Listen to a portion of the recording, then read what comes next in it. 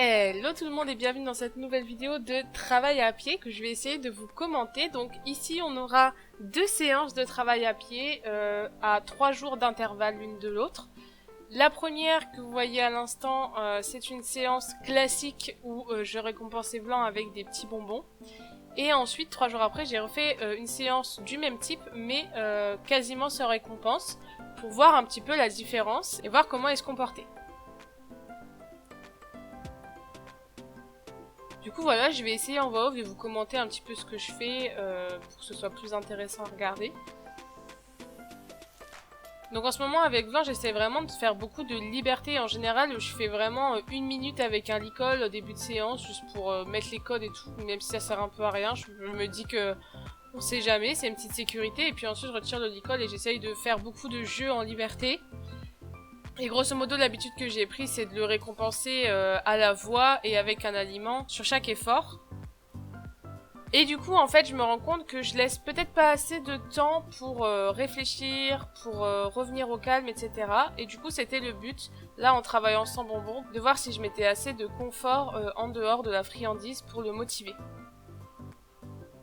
En somme, le but de cette expérience, c'est de voir comment mon cheval réagit quand je retire la récompense alimentaire, de voir s'il est toujours aussi motivé, parce que je récompense assez différemment ou pas.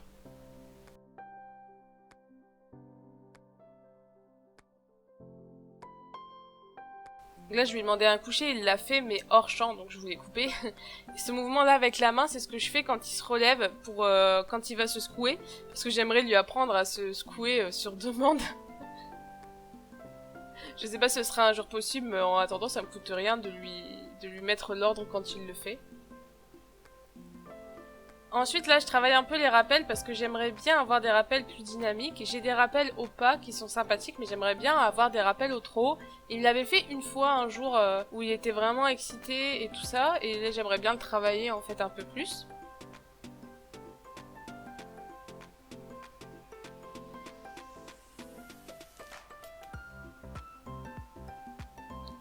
J'ai du mal aussi à le renvoyer en fait parce que j'arrive pas trop à dissocier cet ordre de l'ordre de décaler les hanches puisqu'il décale très très bien les hanches et souvent il veut rester proche de moi parce qu'il sait que proche de moi c'est là où il a le confort, le repos, les gratouilles et les bonbons et du coup parfois j'ai un peu de mal à l'envoyer loin donc ça pareil il faut que je travaille dessus mais je pense que j'aurai la solution dans tous les livres que j'ai achetés là.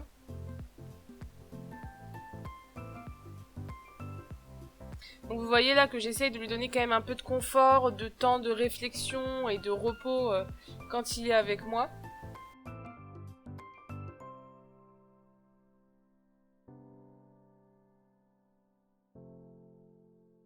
Ensuite on s'amuse un peu avec le campo, c'est-à-dire que je lui avais appris dans un premier temps le campo, puis je lui ai appris la jambette.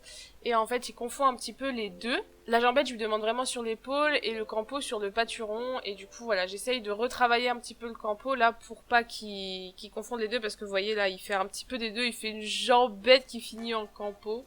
Voilà, il faut que je travaille un petit peu ça. Donc voilà, ça c'est une séance qu'on fait classiquement, on va dire. C'est tous les petits exercices qu'on travaille actuellement. Et donc voilà, on travaille avec la friandise puisque même si au début je ne pouvais pas du tout le faire parce qu'il était dangereux, avec beaucoup de travail, maintenant je peux le travailler avec la friandise. D'ailleurs si ça vous intéresse, je pourrais éventuellement vous faire une vidéo là-dessus sur notre parcours avec ça parce que c'était vraiment pas évident au début.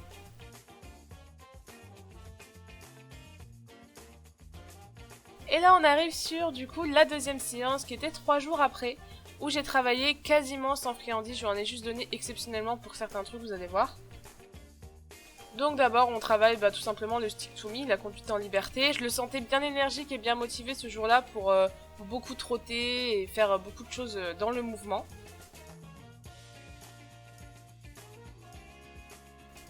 Vous voyez là il m'a regardé un petit peu, il a ramené son nez en mode vas-y tu me donnerais pas un bonbon.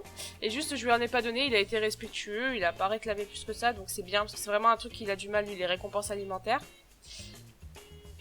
Il secoue un peu sa tête dans tous les sens quand on fait du trot, donc c'est qu'il est content et énergique. Là, j'ai essayé de faire un peu un gros changement de direction qu'il a super bien suivi. Là, avec la main, je repousse un peu sa tête pour qu'il garde ses distances. Hop, petite accélération, il est content, il joue et il suit. Voilà, sur cette séance, j'ai essayé de travailler un petit peu ça, les variations d'énergie. C'est vraiment un truc dans lequel on débute. qu'on fait pas depuis longtemps, puisque comme je vous l'ai déjà dit avant, il était un petit peu dangereux avec tout ce qui est récompense alimentaire et tout, donc on a vraiment pris notre temps, apprendre à travailler dans le calme et dans le respect avant de faire des trucs de ouf, ou même juste d'accélérer le tempo.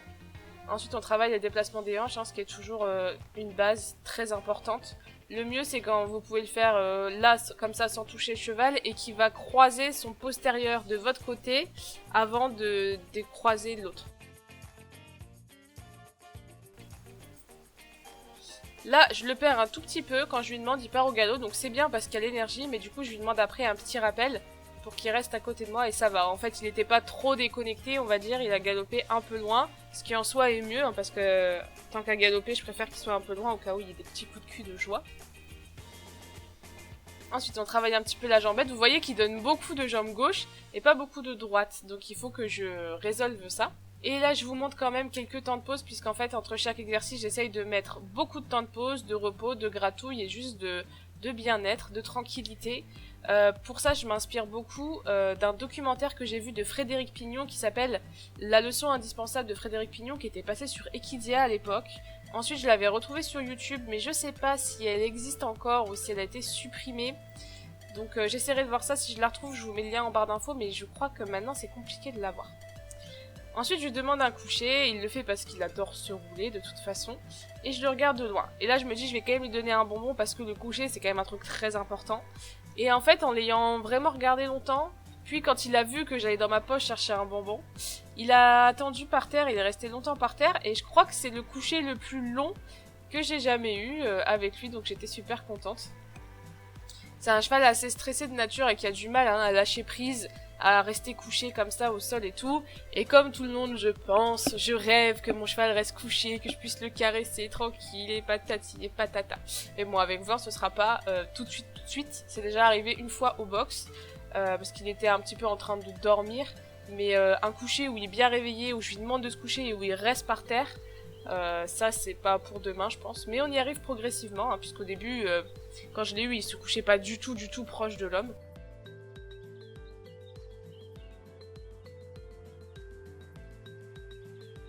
Là, j'essaye de le faire partir et vous voyez, j'ai un peu du mal, il a du mal à comprendre. Donc ce que vous entendez pas, c'est que dès qu'il fait vraiment l'effort de partir, je lui fais oui, c'est bien ça, et je cesse directement mes actions. Pour vraiment qu'il comprenne que c'est la bonne réponse. Ensuite, j'essaye, voilà, quand il a un peu l'énergie de travailler les rappels. Bon, pour l'instant, c'est toujours au pas, mais je pense qu'il a vraiment été habitué à devoir faire ses rappels au pas, par respect, et du coup, maintenant, il a du mal à comprendre qu'il peut venir vers moi entre-temps.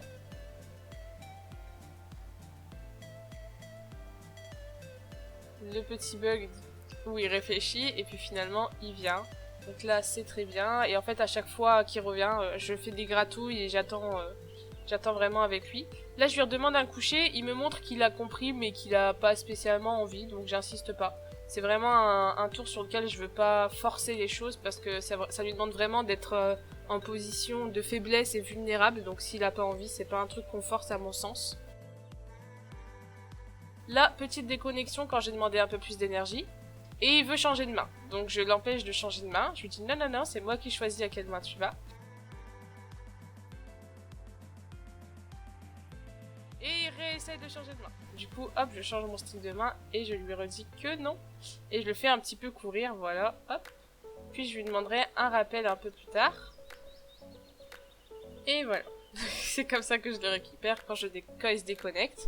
Je laisse à distance et je le fais courir, mais dans la direction que j'ai choisie. Et quand j'ai l'impression qu'il est à peu près enclin à revenir vers moi, qu'il me regarde un petit peu, qu'il donne un peu des signaux, je le fais revenir, puis je lui donne beaucoup de confort quand il est à côté de moi. Ensuite, voilà, je fais encore des variations d'énergie où je lui demande un peu de faire des transitions un peu énergiques, puis des rappels, puis moments de calme. J'essaye vraiment de varier ça. Là, hop, il veut encore changer de direction, je lui dis non. Et voilà ce qu'on travaille. En somme, je l'ai trouvé vraiment super agréable, même si là on a travaillé quasiment sans friandises.